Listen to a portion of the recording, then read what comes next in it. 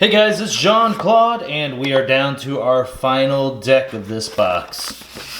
Box has been treating us pretty well. We've had some interesting things involving like Reverse Time, Time Traveler, some okay Sanctum decks up until the end here. The last few decks only had 3 Sanctum creatures. What's that all about? But today's deck has Logos, Dis, and Mars, the Duke that alludes to Infiltration. Okay, so these 3 houses together, kind of weird. I don't know how it's going to work out. Only because like Logos sometimes is about archiving, and then sometimes Mars is kind of like, let's archive our opponent's creatures. So that could be some anti-synergy. Let's see what we have. Starting off with Mars, it's Jammer Pack. It's an upgrade. Amber, whenever you play it, this creature gains your opponent's keys cost plus 2 Amber. Very nice. Zizix the Many, he's 3 power. Fight Reap. You may reveal a creature from your hand. If you do, archive it. And Zizix the Many gets 3 plus 1 power counters. 2. Very good. Yixley Marauder, he's 2 power. He gets plus 1 power for each Amber on him. Play, capture 1 Amber for each friendly ready Mars creature. Tunk, 6 power, 1 armor. After you play another Mars creature, fully heal Tunk, like that guy. Mind Warper, 2 power elusive. As an action, choose an enemy creature. It captures 1 from its own side. 2 Mind Warpers. John Smith, always a welcome addition to Mars. 2 power elusive. Fight Reap, ready a non-agent Mars creature. Ether Spider, 7 power, deals no damage when fighting. Each Amber that would be added to your opponent's pool is captured by Ether Spider instead. Oh, Chuff Ape, here's a big boy. 11 power Taunt. He enters play stunned. Whenever he fights and reaps, you may sacrifice another friendly creature. If you do, you get to fully heal him. So it's great that he gets to protect the other creatures. 11 power is pretty beefy. And the ability to heal, that's kind of interesting. Combat Pheromones, it's an artifact. Amber, whenever you play it, Omni Effect. Sacrifice it. You may use up to 2 other Mars cards this turn. Deep Probe, Amber, whenever you play it, choose a house. Reveal your opponent's hand. Discard each creature of that house revealed this way. Now we're on to Logos. We ended up with none of the archiving things, so, I mean, other than archiving our own creatures with Zizix, so if we get archiving Logos here, it's not too bad of a deal. Rocket Boots, it's an upgrade. This creature gains Fight Reap. If this is the first time this creature was used this turn, ready it. Titan Mechanic, he's 6 power. While he's on the flank, each key costs -1 Amber. Harland Mindlock, interesting. I like this guy with that Chuff Ape. 1 power. Play, take control of an enemy flank creature until Harland Mindlock leaves play. Dr. Escotera, 4 power. Play, gain 1 Amber for each forged key your opponent has. Doc Booked In, 5 power. Reap, draw a card. Wild Wormhole, Amber, whenever you play the top card of your deck. Twin Bolt Emission, Amber, whenever you play it, deal 2 damage to a creature and deal 2 damage to a different creature. Scrambler Storm, Amber, whenever you play this, your opponent cannot play action cards on the next turn. Neurosiphon, Amber, whenever you play it, if your opponent has more Amber than you get to steal an Amber, then draw a card. It's important to note you get the Amber first, then you check to see if you have that. So they need to be at least 2 ahead of you. Fogify, Amber, whenever you play it, your opponent cannot use creatures to fight on the next turn. 2 Fogifies, got some great actions here in Logos. Efference and Principle. Each player loses half their Amber, rounding down the loss, then gain 1 chain. Now we're on to Dis. It's Toxin, 3 power Reap. Your opponent discards a random card from their hand. Nice. Succubus. During their draw card step, your opponent refills their hand to 1 less card. Stealer of Souls, 6 power. After an enemy creature is destroyed fighting Stealer of Souls, you purge that creature and gain an Amber. Drumble. He's elusive, 2 power. Play. If your opponent has 7 more Amber, you capture all of it. Nice to take your opponent off the key. And if they need direct damage or 2 creatures from the same house and take care of this guy. Wow, and there's 2 of them. Excellent. Mind Barb. Whenever you play it, your opponent discards a random card from their hand. 2 Mind Barbs. Key Hammer. If your opponent forged a key on their previous turn, unforge it. Your opponent gains 6 Amber. So this is good if we had some sort of way to make our opponent's keys cost more.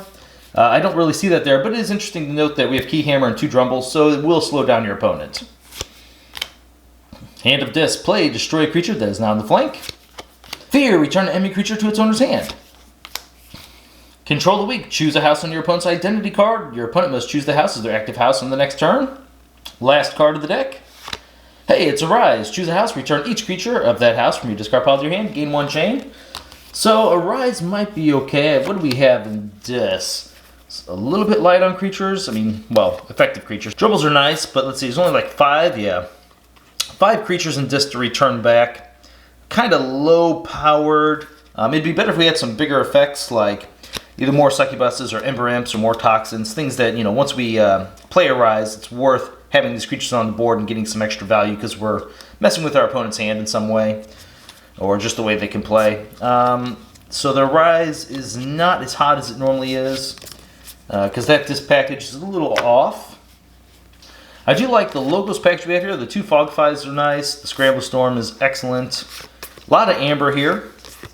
And then as far as creatures, the Harland is good simply because we can put it next to the Chuff Ape. I mean, it's a good card anyway. But your opponent, if they still have like direct damage, is still going to hit that guy. So logos, 4 creatures, decent actions. That's acceptable. And Rocket Boots, we'll have to see here. I guess probably the best thing Rocket Boots can go on is a Zizix the Many to make him just really big, really fast. Now going back through Mars, we had 2 amber there. The amber from the Jammer pack. The rest of this is all creatures, so that's kind of interesting. Plus the fact you can protect the Ether Spider with the Chuff Ape is pretty nice. I mean, really, almost all of these cards are going to be really nice next to a Chuff Ape. John Smith getting extra reaps, making your opponent's amber go into their creatures is nice.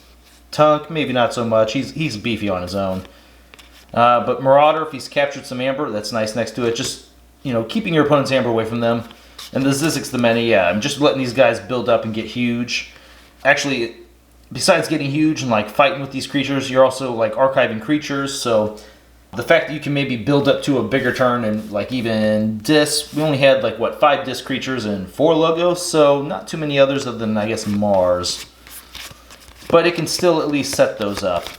Yeah, the Mars is surprisingly pretty good. So the Chuff Ape kind of, it's a bad card whenever you see it, but at the same time, it's kind of nice.